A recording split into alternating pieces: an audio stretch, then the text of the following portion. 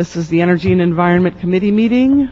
Morning, I'm here with Ms. Gruhl, and it is Tuesday, April the 21st at about 9:05 a.m. in the morning, room 1010. We'll take the, let's see, we have 3 items on the agenda. Are there any consent or continuances? No, Madam Chair, there are no consent or continuance great. items. Then let's start with item 1. Item number 1 is a report, a motion, Gruhl Parks, relative to the UCLA's climate action model. We have staff from Environmental Affairs Department. Okay, great. Why don't we have staff come up, and while they're coming up, Dr. Williams, would you like to make a comment on item 1, or you have a card here? Yeah, come on up. Why don't we do that?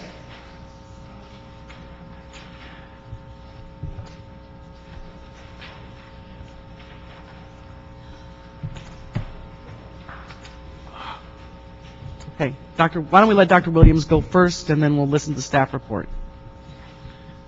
Okay. My name is Clyde Williams. I live at 4115 Barrett Road, El Sereno.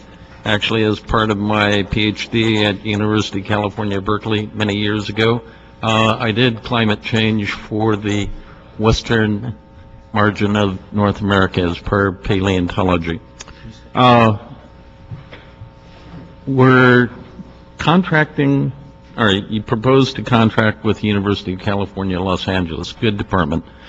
However, the crisis right now is really in water. Now, this particular resolution does not incorporate what the MWD and I would hope that the DWP are doing in regard to climate change for the next 5 to 10 years and how it will impact upon not only the air, but also, especially for us, the water. Since there is a lot of money going for water right now, it would seem that it would be reasonable to combine the Environmental Affairs Department with DWP and MWD to have a more unified, comprehensive attack on the problem of Southern California and climate change. Thank you.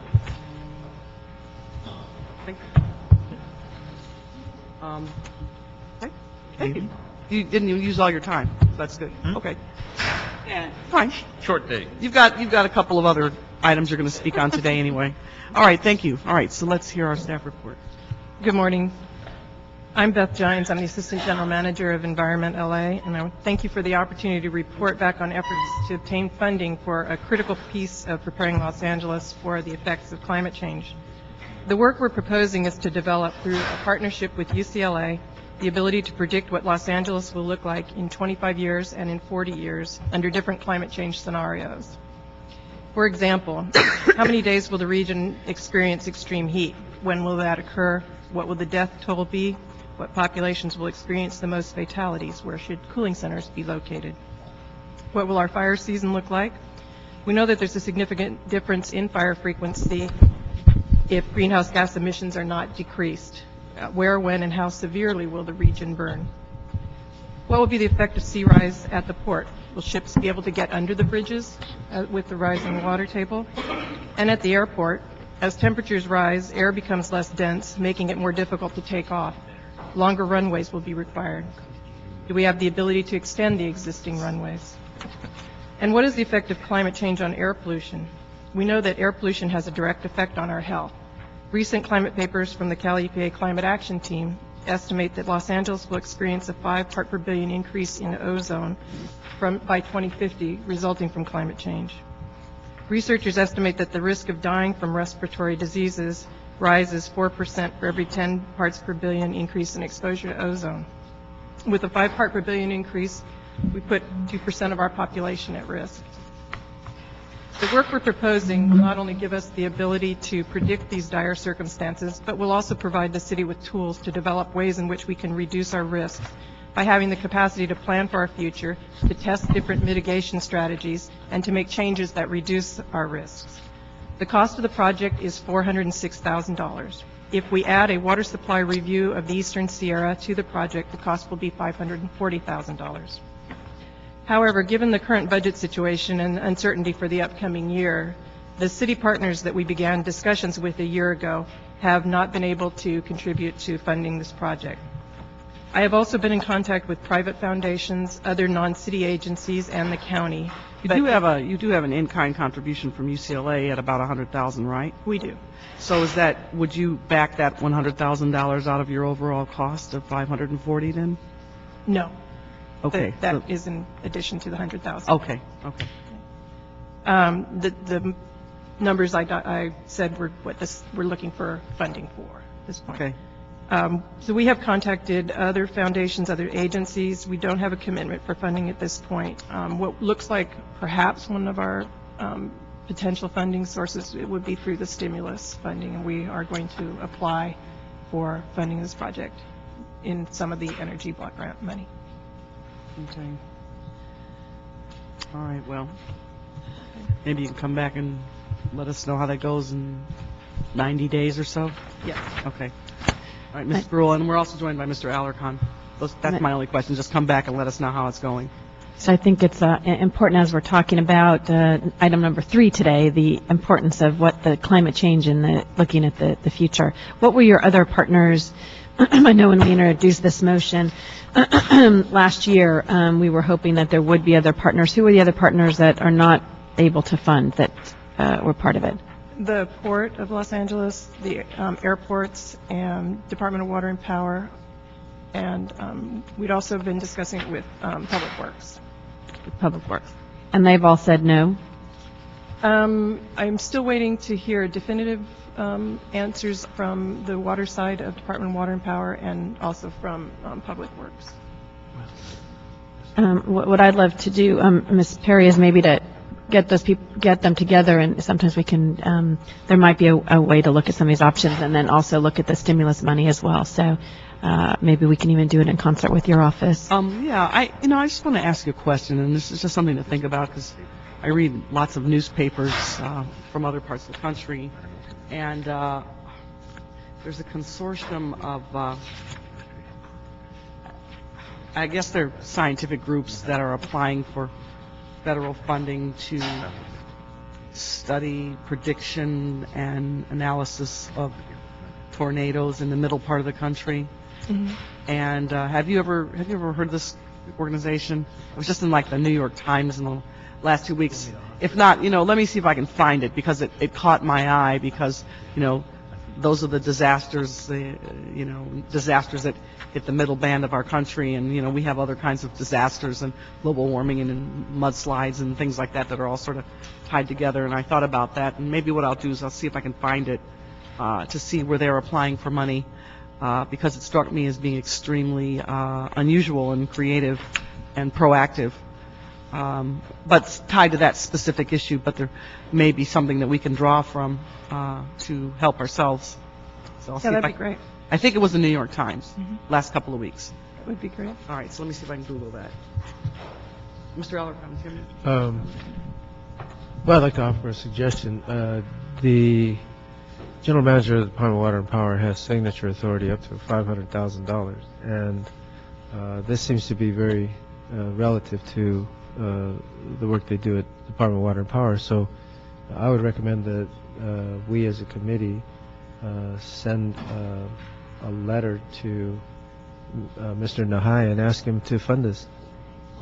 I think what we were asking was that we look at the other departments as well, that it is Impact Port and Airport as well as DWP, and see if we can encourage them to help fund that and share the payment of that. So I think that, I don't know if you heard, she said those were the other agencies that we'd approached as well. Yeah, well, only those that are revenue generating, and if there's a nexus that can be created. I'm a little concerned about the airport. I don't know if the nexus would be as clear in the way the federal government protects the airport. I'd hate to get into a debate over $500,000 or $250,000. I think they would let us know if it was legal or not legal.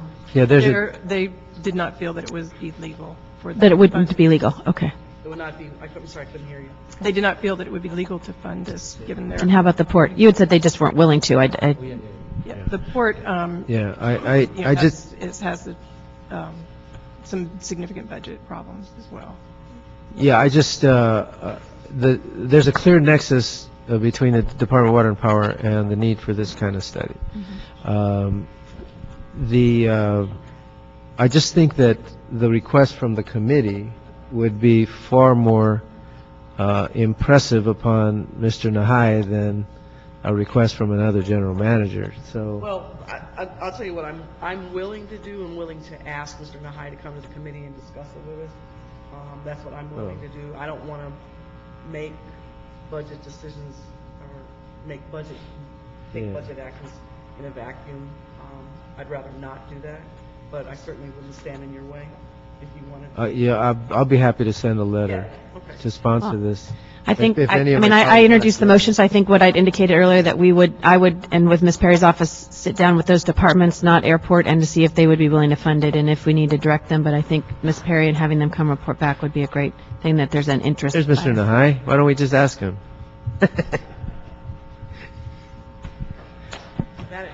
Hey, Mr. Nahai, Yeah, 500,000. Mr. Allison has a question. Mr. Nahai, the discussion is relative to doing a survey on global warming and updating some work that we did in 2007. And the cost of the study would be about 500,000. We would very much like for you to consider participating in this, because we think it's pertinent to the activities of DWP. And certainly you can probably work out some terms that would actually hone in on some of the needs you might have. So anyway, not to catch you off guard, but the idea is where can the city find money to provide $500,000 to do a survey relative to global warming. Ms. Gruhl introduced a motion, so it's not just about DWP. She wants to approach some of the other departments as well that have revenue generation capabilities, but that's basically what the question is. Didn't want to catch you My off guard. comment on top of Mr. Alarcon's comment is I just said that I didn't want to make any budget decisions in a vacuum, and that I would be willing to ask you to have you come and report back in concert, with the effort. But, so we have a little difference of opinion as to how to approach that. But I'm very concerned about making any budget decision in a vacuum at this point. So I think I would like to ask you to report back and tell us what you might or may be able to do within a reasonable period of time. Right. Well, I think I apologize for just walking in the middle of a conversation, so I hesitate to weigh in.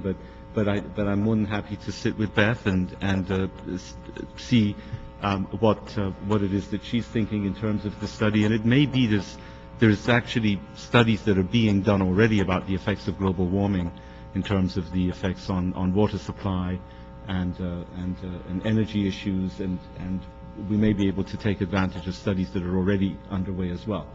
But with your leave, Ms. Giants and I will sit down and talk some more and come back and report to you. Ms. Gruhl, did you have anything else? That's fine, no, that's Yeah. fine. How about, 45 days? Is that reasonable? Mm-hmm. Yeah. And I'll try to find that article for you in the meantime. Great. Okay, we're joined by Mr. Cardenas. Okay, our next, so that's just a report then. All right, next item? Item number 2 is a motion, Gruhl Hahn, relative to neighborhood environmental assessments, also staff report from Environmental Affairs Department. Okay, why don't we let Dr. Williams come on up first? And Dr. Williams, why don't you log in your report?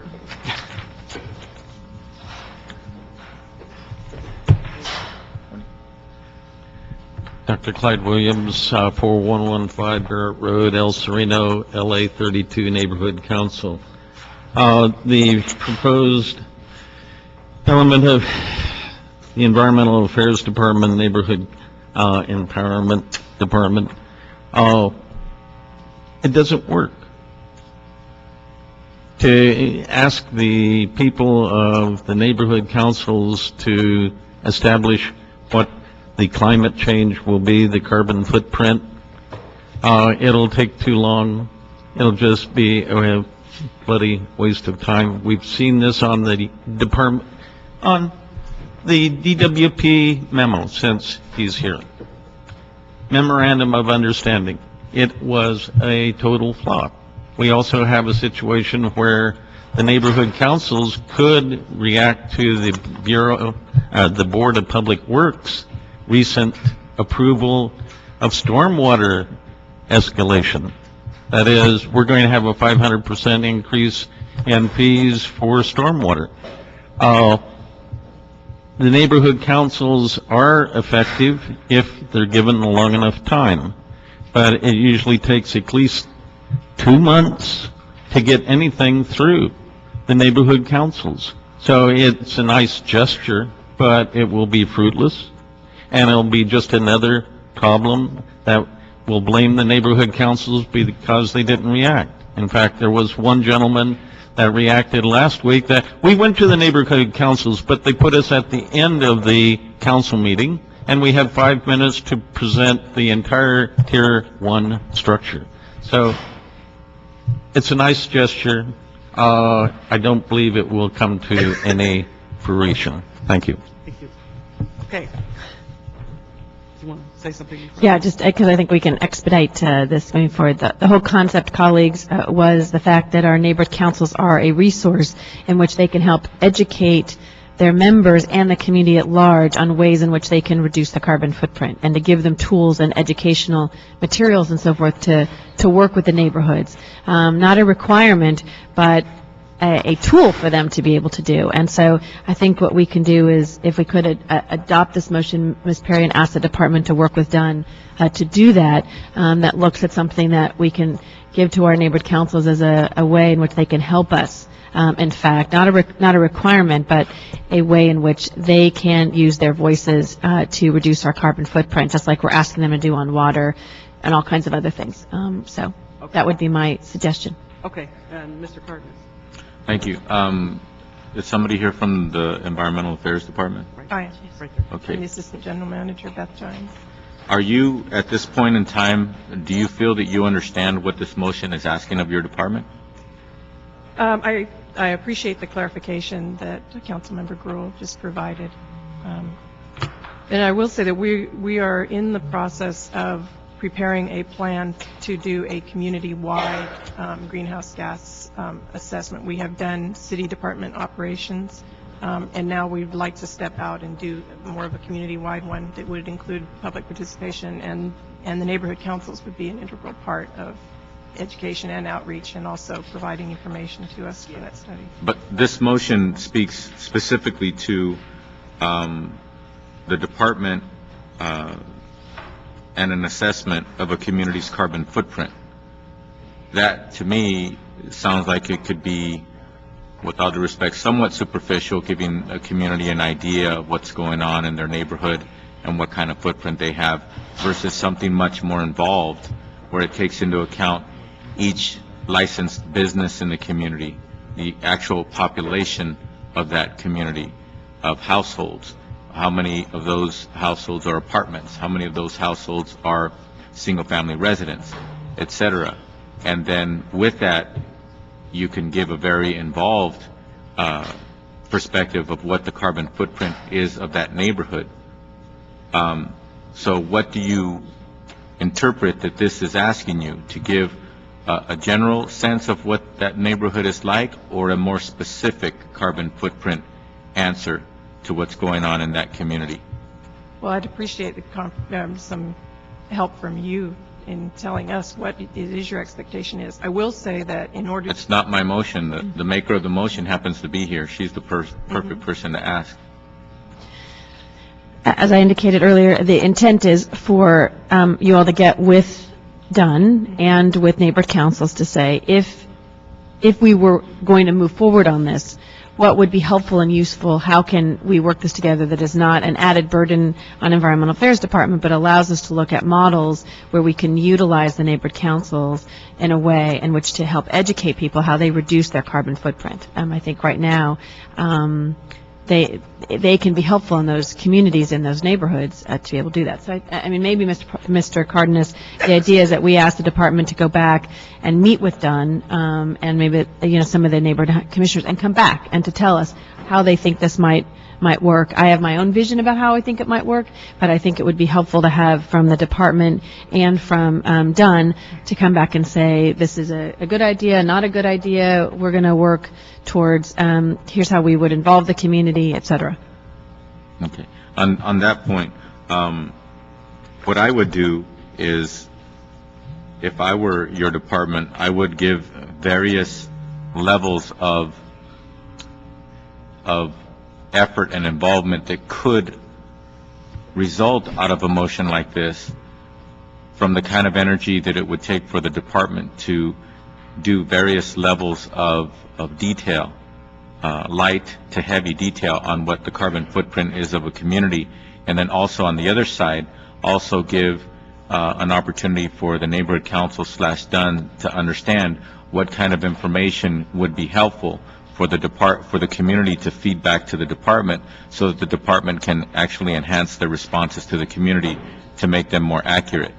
And also, what I would do, especially at a time where every department is being asked to cut back on their budgets and personnel and all these kinds of things, to be honest with this policy-making body and with DUN and with the neighborhood councils, that what kind of resources would be required of your department if you were to do light assessments versus very heavy, detailed assessments, and also what kind of other resources you may have to bring to bear, like, for example, having other agencies like the Air Quality Management District and or MWD and or, whoever it is that actually has some responsibility to also communicate with communities as well as to what these environmental elements are like in their backyard, and also what kind of information they want to disseminate to educate people to hopefully reduce the carbon footprints, because there are a lot more agencies beyond yours that actually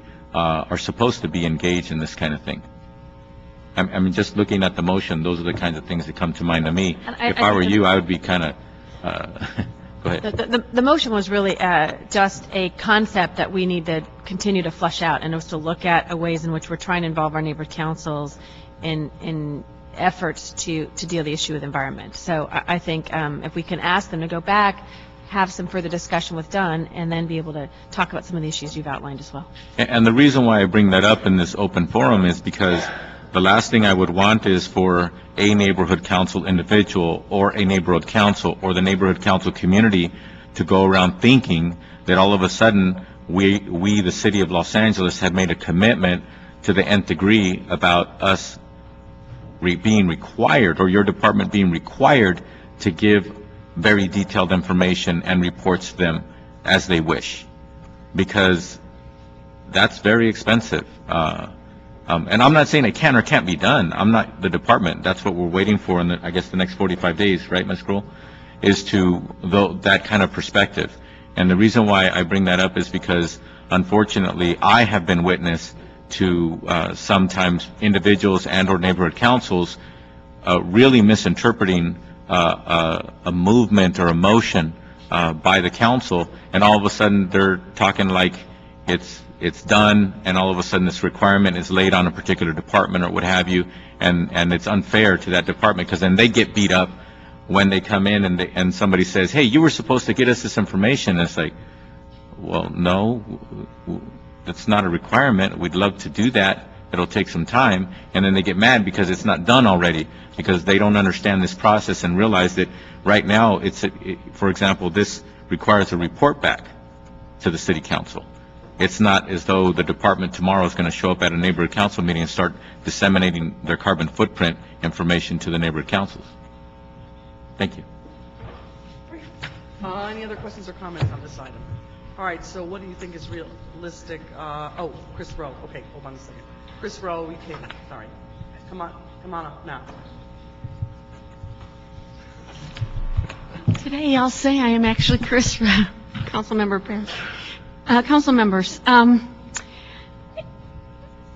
if the mayor and the city council are sincere about reducing their carbon footprints, they would realize that every resident of Los Angeles must conserve. There is nothing that we can do technologically at this time that will prevent global warming. Solar energy is not free. It is diffuse and cannot be concentrated. At this time, the cost of solar energy is not cost effective. The City Council should recommend solar on homes and buildings for heating of water and heating homes, not for energy use. The reality of how best to conserve energy would be after the 2010 census. Divide the city into a decentralized system. There should be at least 4 city halls, not 1. Divide the council members, not just by party relationships, minority status, but on the transportation corridors that are available today. The City Council should not meet downtown 3 days a week. It should meet remotely 3 days a week. Council members will be closer to their districts and to their homes. City vehicles should be purchased when they are needed to get the best gas mileage available. City employees should be on a 10-hour day, 4-day-a-week schedule for non-essential personnel. That 4-day week could be alternated between the 5 days or 6-day work week. Certain city personnel should be able to work at least 1 day a week from their homes. This will reduce the traffic on our freeways. No meetings for city personnel should put them on the freeway for an hour to 2 hours. All city council meetings and committee meetings should be televised and interactive. People should be able to participate from home. If they can call in and listen to a city council meeting from home, if they have a video camera on their computer, they should be able to be seen speaking from home. This would be democracy at its best. Anyone who tells you that we have solar technology that is affordable and feasible probably has an investment in solar technology. And what I'd like to say is this. I don't know if you see my emails, because I realize how many emails people get. So I know I've generated at least 2 or 3 emails on this topic alone. I respect all of you. Thank you. Thank you very much. So in terms of reporting back to us, I think the other item was 45 days. This is not unlike the other item. It's actually sort of intertwined with that. Yes. So do you think you could come back in 45 days with responses on both items 1 and 2? Yes. Thank you. All right. Cool. Thank you. Right in the middle of the budget process?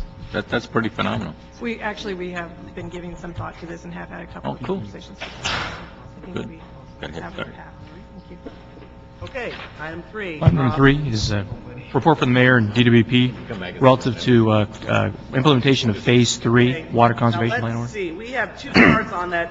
Why don't I have, it's Chris Rowe and Dr. Williams come on up, and at this table, and the staff come up on item 3, and we'll let the public comment while you guys are getting yourselves assembled.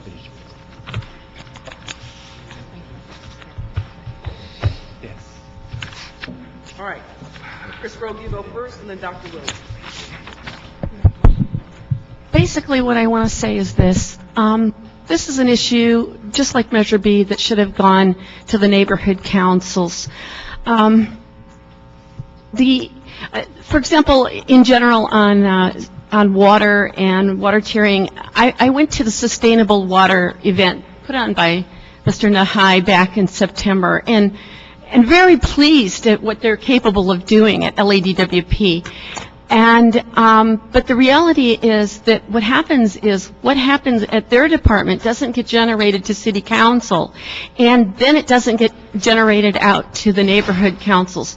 So the things that they were talking about relative to water tiering, sustainability and everything like that is not making its way out to the neighborhood councils. That's the biggest issue, is communication and getting things out. So I know whether it's water tiering, purple pipe, cutting back on essential needs, we need a working relationship. And just as I come before you and I only get a minute or 2 on, there needs to be a way that we can talk as groups with the neighborhood councils and the city council, with the DWP in one room at one time, where we sit down together, and I'm not trying to just say something rapidly when there is so much information out there.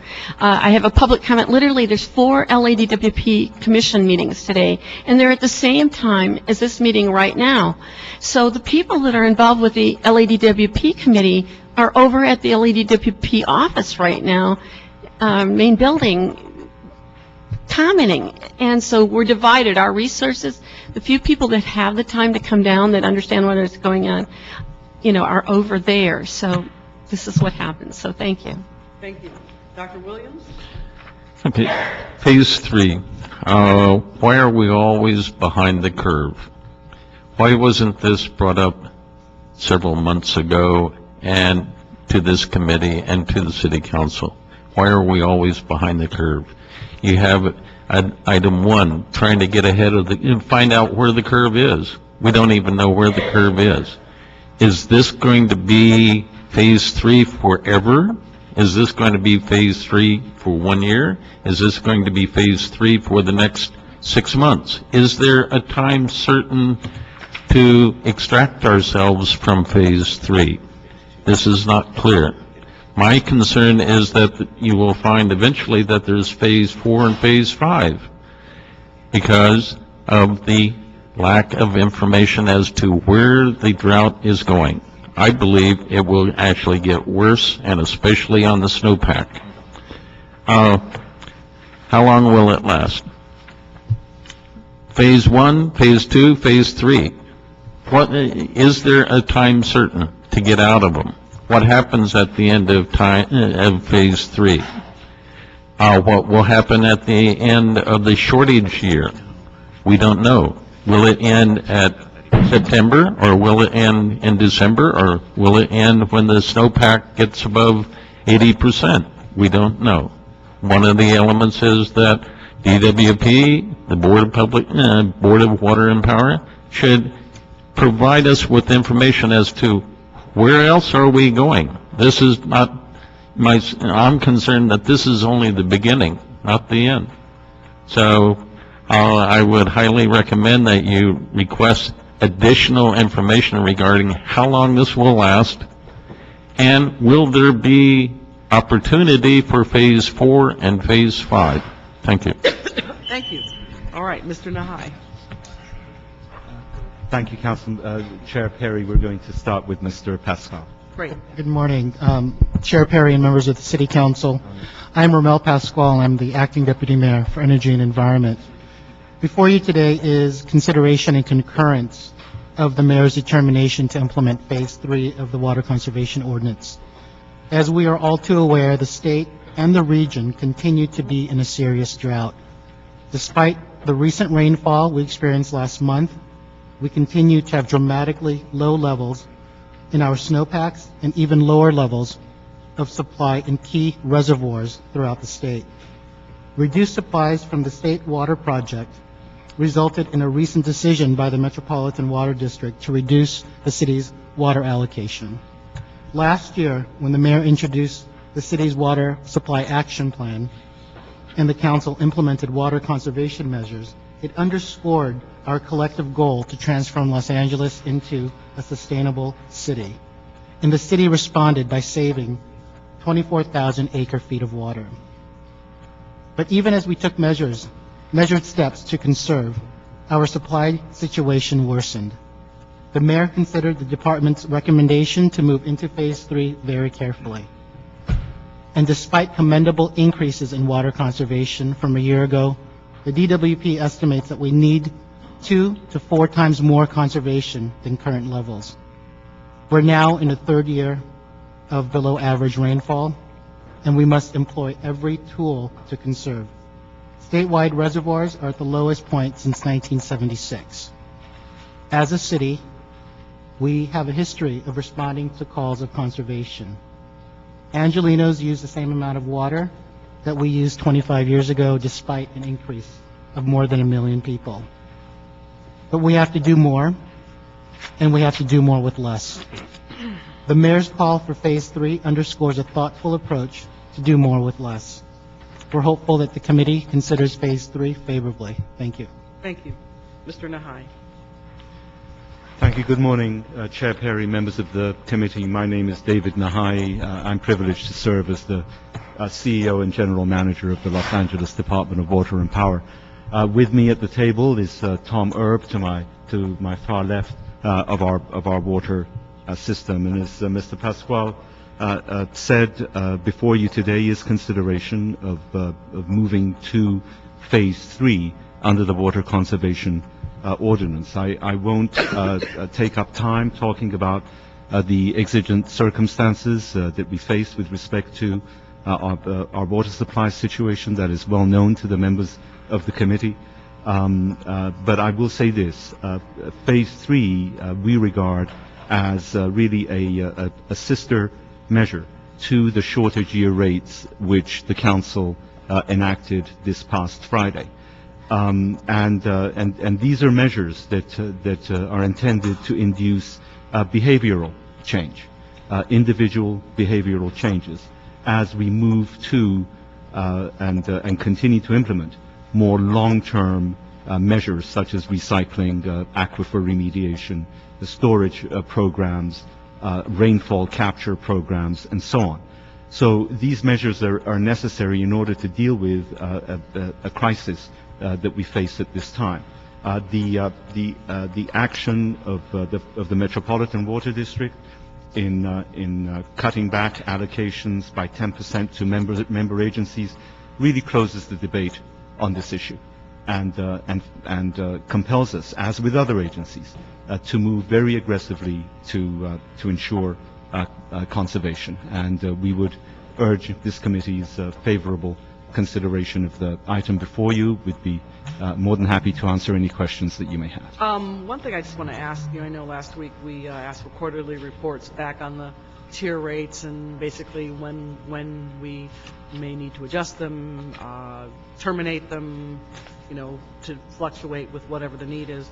And can we do the same thing here on phase 3? Oh, yes, absolutely. And the department can agree to do that? Yes. Okay, so I'm going to ask that I'll memorialize that commitment so we can tie those two things together. And has the department analyzed yet how phase 3 interrelates with the tier rates yet? Do you have any projections on that as we enact this?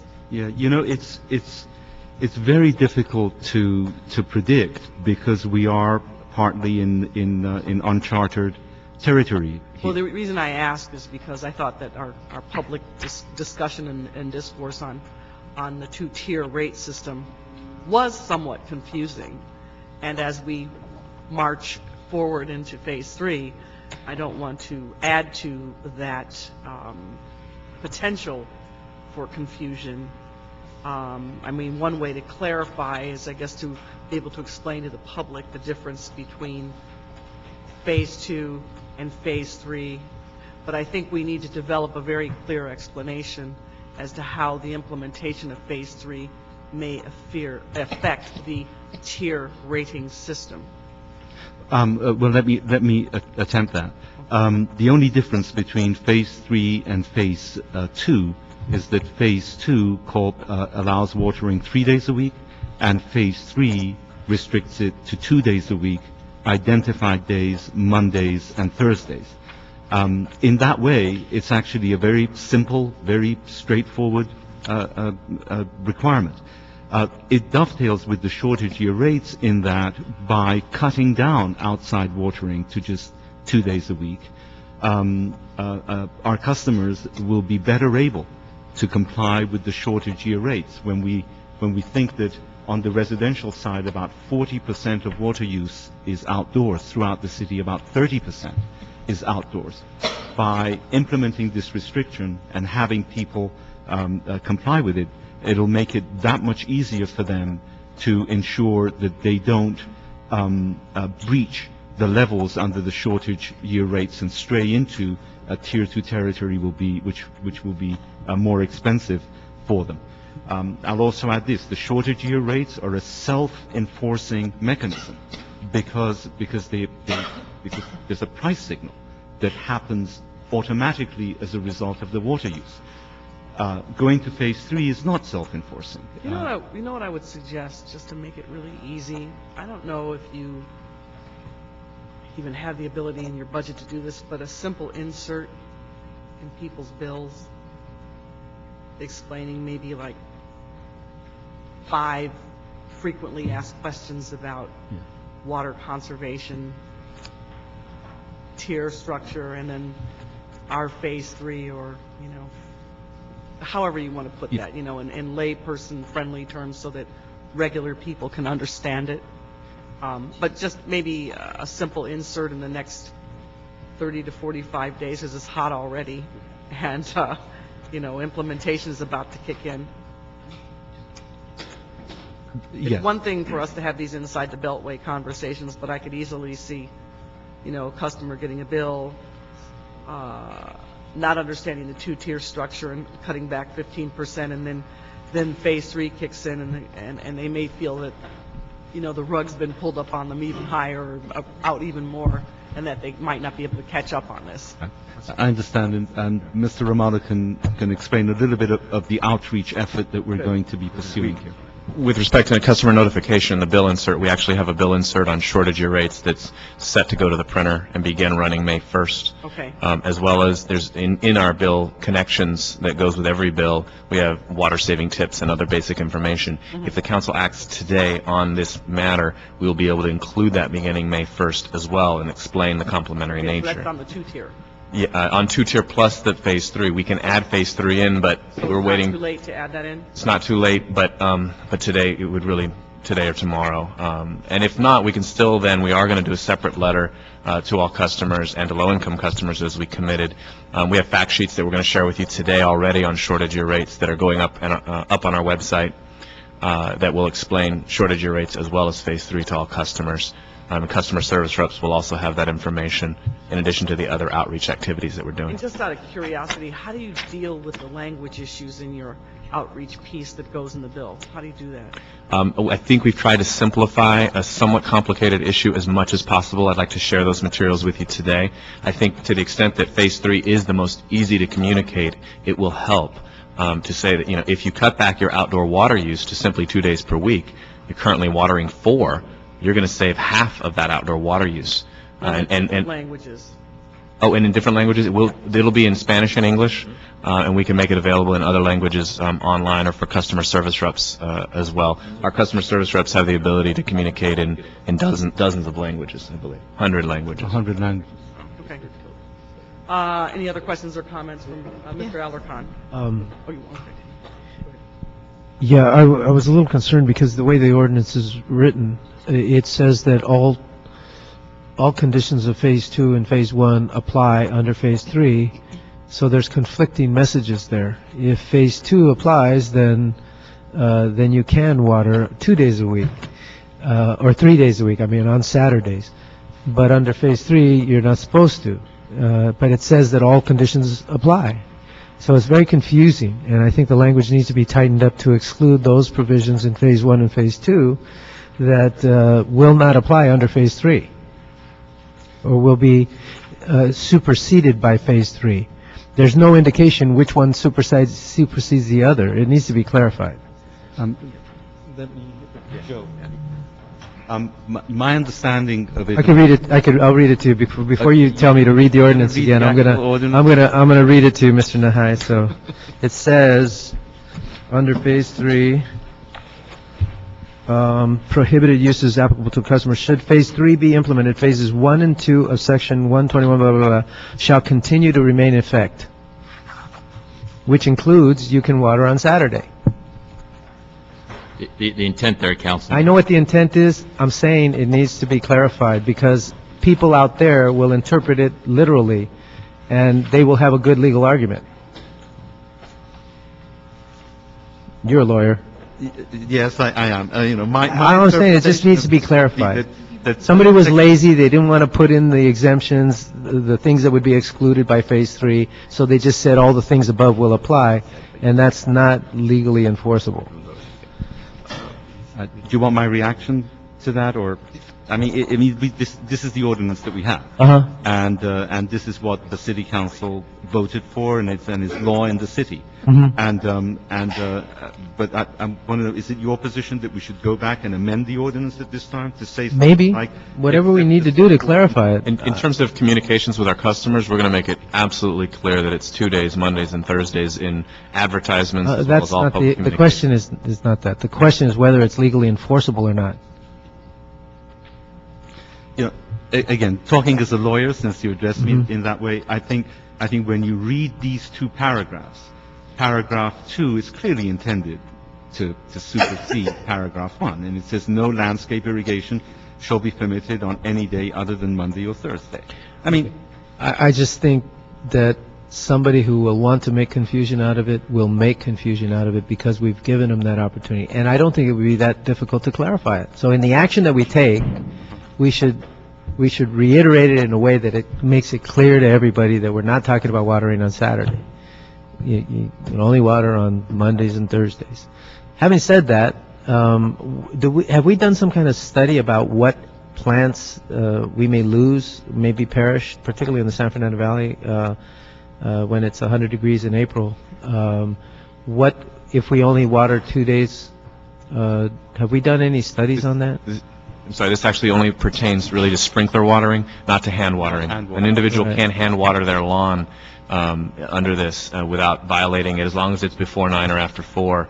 This is not, people who hand water are generally very conscientious. Our water managers have The said people who have sprinkler systems for their shrubs, they would hand water to avoid, to ensure the health of the plants and moving forward. But they could hand water, an extra day. they can hand water any day of the week before or after 9. I was wondering if we should include in Phase 3 a provision that we place a moratorium on the Million Tree program, or that we transition it into a Million Cactus program. And I'm being somewhat facetious. But I'm literally asking the Department of Water and Power to consider developing a program to provide information by providing cactuses, just like we give out the light bulbs. Let's give out cacti, and I thought of this because I was planting cactus yesterday, and I was thinking it'd be much better than planting a million trees at a time when we're in a drought, and we could still continue the message. I'll convey that to the mayor, but I would like to ask DWP to explore the feasibility of that, and I think we could save a lot of water. Well, with respect to the issue of drought-resistant landscaping, we did approve at the board level a rebate program, so that at the same time as we're asking our customers to restrict watering to only 2 days a week, we also provide the incentive and the rebates to make it easier for them to transition to drought-resistant. A rebate isn't as exciting as getting a cactus, and then also if you get the right kind of cactus, you can actually. I ate some cactus last night, and it was delicious. And we could even teach those who are not familiar with how to cook it, how to prepare it, and we could solve two problems: create cactus gardens all over the place and feed the public. They're very healthy, and so. I think it would, whenever we go to these events at the parks and wherever, you hand out trees, you hand out light bulbs, you hand out all this other stuff. I think a nice little cactus sends a very powerful message. I'm being somewhat facetious, but I really think that we can reduce our water use if we can give out a million water tolerant plants. I think it'll be a lot more effective, and we could actually calculate the water savings rather than planting trees that we can't water. That is considered. I like it.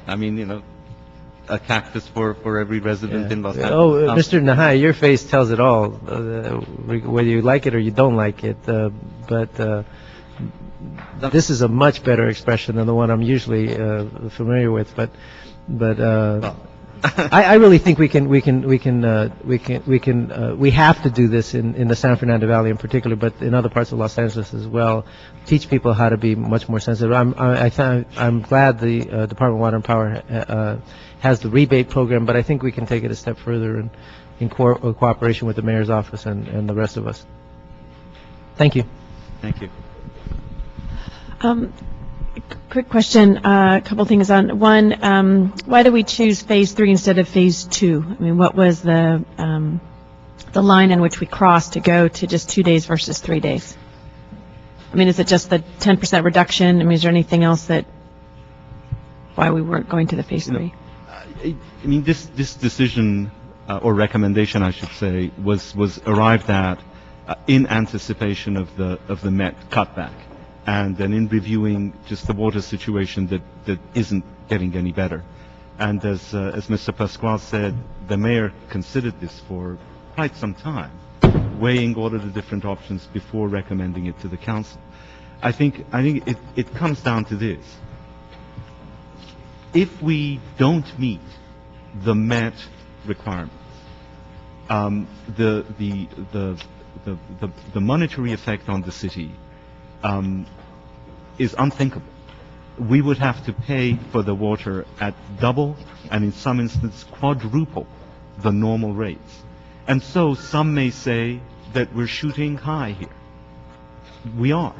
But we're doing this in the hopes that by going to 2 days a week, and by having the shortage year rates, by having the rebate programs, by pushing forward with building standard ordinances that change how we build, that we will meet the requirements of MET and not stray into an area where we're paying, as I said, just unimaginable amounts for the water. So I suppose we could have said phase 2 and then said no, we got to go to phase 3, but it's much easier to go to phase 3, and we'll be reporting to you quarterly. If in the next quarter, the next 2 quarters, it appears that we have sufficient conservation, or the water picture somehow improves, it's much easier to scale back than it is to go all the way through again and to scale up again. So we're being conservative, but I think we have to be in this situation. We have at least 3 of us represent the San Fernando Valley, which is the hotter zone areas, and here have a lot of concern about lawns that, again, we can use the handheld, but some may not be able to do that for whatever reason. They can't, go out there and water their lawn without using the sprinkler system. Is there any point in time where you look at geographically, or if someone appeals or a question or, something? Again, in the San Fernando Valley, we have a bigger challenge with it being hotter, and particularly some of the lawns and others, not being able to be watered, particularly if they're large areas, as we talked about last week, and some of the larger lots or the horse-keeping areas or the other kinds of things that require some additional water than they would normally. As you know, we have committed to come back to the council with a set of processes to deal with hardship cases and the horse issue, the livestock issue, and we're doing that, and we'll come back for that. The shortage year rates and the rate structure already take into account the larger lots and the hotter zones of the San Fernando Valley. It's true that this does not. This says water 2 days a week, or sprinkler 2 days a week, doesn't cover hand watering. And I have to tell you this. I have yellow patches in my lawn as well, because I've already started to do this in my home, and it may not be as pretty as I would like, but this is not a situation where we can trade, where pretty can trump water supply issues. We're all of us in this together, and hopefully with 2 days a week we'll manage to save our lawns, and hopefully we'll have a banner winter, and come January, February, we'll be able to relax all of this. But in the meantime, when we're trying to deal with a finite, limited resource, with really grave consequences if we don't conserve adequately, I'd suggest that the water supply needs have to take precedence here, and we'll do the rebates, help people, get to landscaping, which will be beautiful and won't use as much water. Even right now, anybody needs to go is go on the DWP website, and they'll see an array of rebates and incentives that will help them reduce their bill and conserve water at the... And when you handed out each of the CFLs, you also did the water wheel, correct? Did. So that most single-family homes, correct? We did, and we'll be continuing to go out throughout the city with outreach events in order to explain all of this, to answer people's questions. I think the next one coming up is in May sometime in South Los Angeles, and we're gonna go back into the valley. All takes effect, June 1st or May 1st? No, June 1st is when the shortage year rates come into effect. These, I believe, would come into effect when the council adopts them. When they're published, so we can determine that, and we were planning on June 1st as well. So that they would June coincide. 1st on both days, okay. Because there was some, as I talked to Wendy about it earlier today, a lot of, particularly in the Studio City zone and that area where we're looking at the hot zones, which I know you're supposed to have that information back fairly quickly, Right. within the next couple of weeks, that the tiered and the tier 1 and tier 3 would be going into effect prior to us having some of that knowledge and information. So it's June 1st that all of this would go into effect. Any other questions or comments? Mr. Cardinal? Yeah, I know we have to go to council, but I need to get this clarified. When was it the last time we discussed this item in this committee, and the representative from the Department of Water and Power did say that they had transmitted their communication to the mayor's office on February 17th? When were we in this committee on this item Last week? Was it April 14th? I believe it was April 14th when that issue. April 14th, and today is the 21st. Yeah. Why did the Department of Water and Power tell us that they had not received the correspondence back from the mayor's office on April 14th?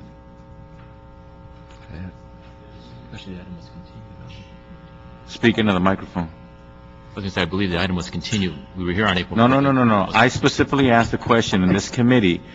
When did DWP communicate to the mayor's office about their contemplation and their participation on recommendation as to whether or not we should implement a phase 2 or phase 3? I asked the question, and that somebody from the Department of Water and Power said that we sent it over to the mayor's office in February. And I said, wow, even if it was 2 weeks ago, fine. But today's the 21st, so it was either on the 7th or the 14th that we were in this committee, and somebody from the Department of Water and Power said that we're still waiting for the correspondence from the mayor's office. Wasn't that the case? At that time, yes, I recall being here. Okay. It was, we had Well, transmitted. I'm looking at a letter from the mayor's office dated April 2nd, saying, blah, blah, blah, I have determined that phase 3 should be implemented as soon as possible. Yeah. Signed by Mayor Antonio R. Villaraigosa. So when did the Department of Water and Power receive the communication from the mayor's office? I don't know how to answer that right So the now. communication was to the council, not to the department. It was a declaration to the council finding. I'm sorry, yes, it is to the council. That's the process that's here. The board Okay. recommends to the mayor. So The mayor then my question is to the council or the clerk's office, whoever logs in letters from the mayor that are formal, this is a formal letter. The stamp shows that we received the letter from the mayor on April the 3rd at 3:56. It was referred to this committee on April the 6th. The letter is dated April 2nd. And actually, to clarify further, we met on April 7th on that issue. The issue came up at that meeting. After that meeting, we were informed by the clerk's office that the matter had been referred to the clerk's office and was before the council. So that occurred on April 7th. So did or did not the clerk's office, why was it that a matter that was before the council and a question was asked in the council meeting by a council member about the communication of the mayor, and nobody in the room seemed to be able to acknowledge that the mayor's office had done their job and communicated back to the council? I actually received this physically after that meeting, and I talked to the CLA about it. Well, that's the problem. Why do we communicate information if we're having a formal public meeting of the council and then that information isn't even where it needs to be so that we could make our decisions? Perhaps your office can talk to my office about the process. Well, I'll just have the council president's office talk to the city clerk and find out why that happened. It certainly is embarrassing and unfortunate because the whole reason why we have a process, in this case, it takes a recommendation from the mayor's office in concurrence with the council for us to take action. And yet the mayor did their job. Took them a while, but they did do their job. But we had a meeting where this item was agendized, and they communicated it to us with enough time for human beings to actually get it in the right hands, and it didn't happen. I had some other questions, but I'm done. Okay, all right. It's just, the action on this is is a report. Madam Chair, it's before the council. It's item number 10 today, so you could either adopt the mayor's determination or forward it without recommendation, or change the Objections to adopt this with recommendations? No objection? No objection. Okay, great. All right, do that. Move it forward. We do have one public comment card from Dr. Williams, which I will take at this time for items that are not on the agenda. Had to go down. Yeah. What's up with that?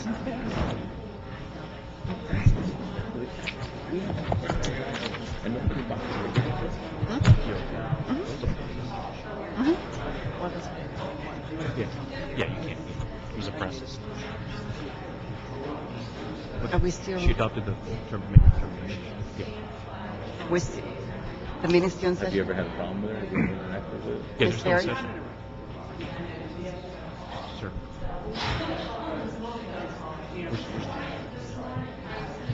Why don't we go home? Okay, Dr. Williams, can we get a little quiet for public comment? I'll see him later, so don't worry about it. Yeah, Dr. Clyde Williams, 4115 Barrett Road, El Sereno. Basically, why are we always behind the curve? Why? Because of crisis. Under crisis management, if you don't have crisis, you don't gain management. Therefore, always DWP and others, let's take the Board of Public Works and the stormwater system. Crisis, 400% increase in the fees for stormwater with an undefined extension forever. So crisis makes people move, gets council's opinion. So timely planning, oh, that's an unusual concept. But anyway, so let's go city council. I have a lot of cards there. You got a lot of cards on there. Okay. Dr. Williams has to go down to council meeting now, so we're going to adjourn the meeting. Continue. Yes. Continue. All right, get your cards in down there.